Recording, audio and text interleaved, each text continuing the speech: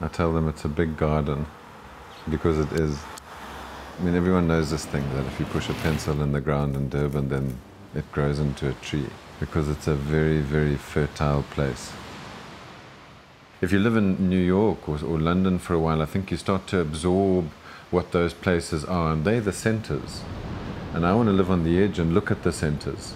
I choose to live here because I can watch what's going on in the world, but remain an outsider to it. And I think that's a very inspiring position to be if you're in the creative world.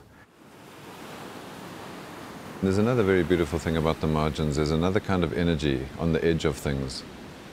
It's not the energy made by people. It's the energy made where things like the ocean and this kind of physical environment, this green, lush, subtropical forest, meet each other. And it seems to be a creative nursery. Just like this place is so lush and fertile, the city also seems to be lush and fertile. And just like from farms where people grow things and export them, it seems like this city produces talent in so many fields. It's a place of sensual intensity, visceral experience. This is the center of the city. This is the intensity of urban action. There's a transport interchange, and where people move, people sell stuff. There's a disused freeway, and it was disused forever. And then we were asked to convert it into a muti market, traditional medicine, and to enable people not to get knocked over by the cars on this road, to be able to cross.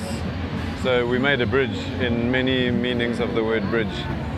It's a bridge between the urban and the rural, this crazy urban intensity and the kind of shade and protection in a rural environment. And it's made of pieces like tree trunks.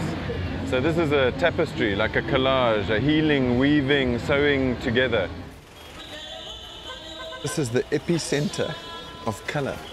I mean, everybody that wants to kind of strip out senses from the physical environment, you know, minimalist things. It must be because they either live in cities where this is overwhelming and you need some peace from that, or else this is foreign to the grey and the white world. But this is not a grey and white world. Cities happen where there is the passing of one thing to another, whether it's an idea or whether it's an economic exchange or whether it's a cultural interface.